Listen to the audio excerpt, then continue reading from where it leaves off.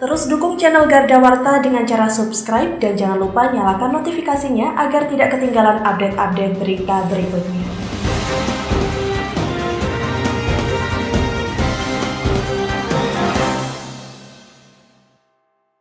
Satu minggu jelang Hari Raya Idul Fitri, pemerintah Provinsi Jawa Timur akan memperketat berbagai akses masuk Jawa Timur. Mulai dari akses jalur darat, jalur udara, serta jalur laut. Selain itu, tempat yang berpotensi terjadinya kerumunan massa seperti mal, tempat wisata, tempat ibadah, serta sarana publik lain juga akan dilakukan pengawasan secara ketat. Kebijakan ini diambil untuk mengantisipasi terjadinya ledakan kasus COVID-19 di Jawa Timur, khususnya terhadap varian baru mutasi COVID-19 yang saat ini sudah masuk Surabaya. Kami tadi sebelum rapat ngecek ke TP. Paling tidak kehadiran kita ini membuat pengelola mal, pasar dan keramaian-keramaian itu sudah mengatur supaya tidak timbul kerumunan. Kemudian kami pun menyarankan ini kepada pemerintah Provinsi Jatim, kita menyiapkan personil kapanpun siap digerakkan untuk membantu aparat terkait menjaga di tempat-tempat keramaian. Jadi TNI Polri di situ mengatur lalu lintas orang pusat-pusat keramaian. Ini tidak bersifat menakut-nakuti masyarakat, tapi ini untuk membantu kelancaran pengelola mal, pasar supaya tidak timbul kerumunan.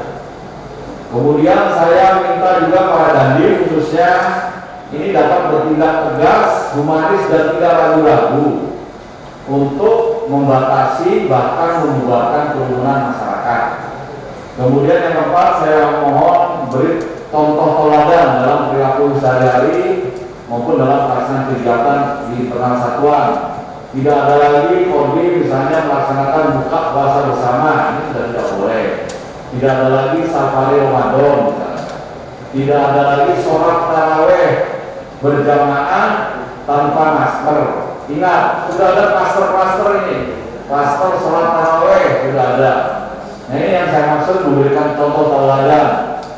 Sholat taraweh kalau memang mau bersama-sama ya paling tidak hanya 10-20 orang, tidak bersifat kerumunan.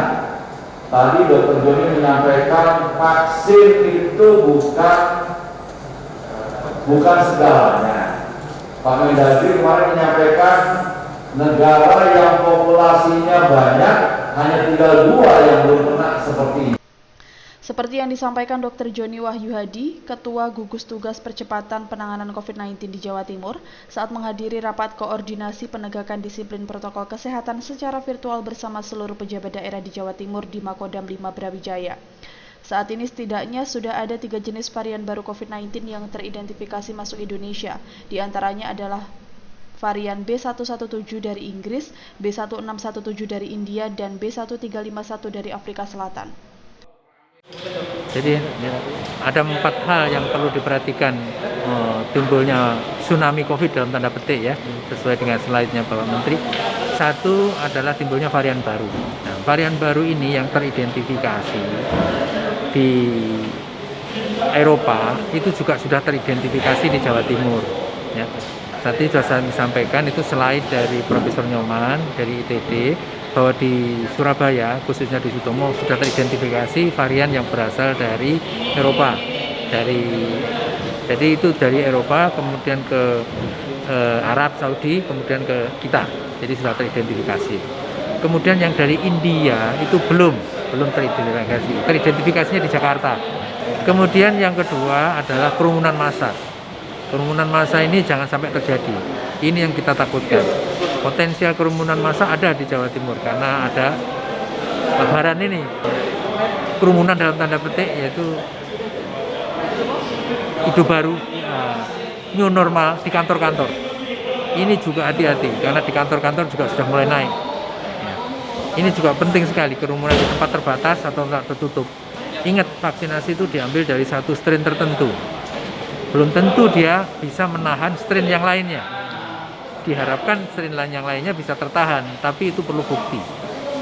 Jadi kita lihat di India itu dengan strain tertentu sudah terbukti bisa menahan, tapi ternyata ada mutasi dari strain itu sehingga terjadi tsunami COVID. Ditambahkan Dr. Joni, varian baru virus COVID-19 ini menyebabkan penularan yang lebih cepat sehingga sangat berpotensi terjadinya tsunami COVID-19 seperti di India, jika potensi kerumunan massa jelang Hari Raya Idul Fitri tidak diantisipasi secara maksimal. Ini benteng paling terakhir. Kalau niat posko yang sudah terbentuk, alhamdulillah seluruhnya sudah ada. 8.400 posko terbentuk. Tadi dari Ponorogo menyampaikan tidak sudah 100%. Saya kira seluruhnya sudah ada.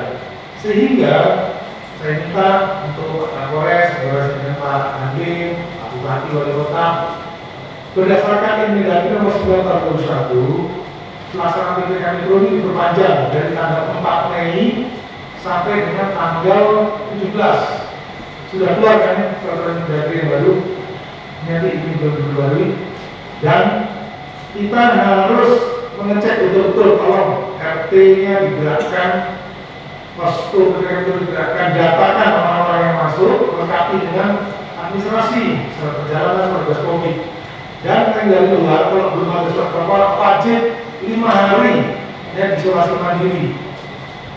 Untuk mencegah penyebaran COVID-19 ini, Polda Jatim bersama dengan Kodam 5 Brawijaya akan kembali menerapkan PPKM Mikro mulai 4 hingga 17 Mei sebagai benteng terakhir pencegahan terjadinya penyebaran COVID-19 di Jawa Timur. Selain itu, Polda Jatim dan Kodam 5 Brawijaya juga telah membentuk 8.400 posko pengawasan yang tersebar di berbagai titik rawan terjadinya pengumpulan massa yang ada di seluruh wilayah di Jawa Timur. Dengan upaya maksimal ini, diharapkan mampu mencegah terjadinya tsunami COVID-19 di Jawa Timur. Dari Surabaya, Tim Liputan Garda TV.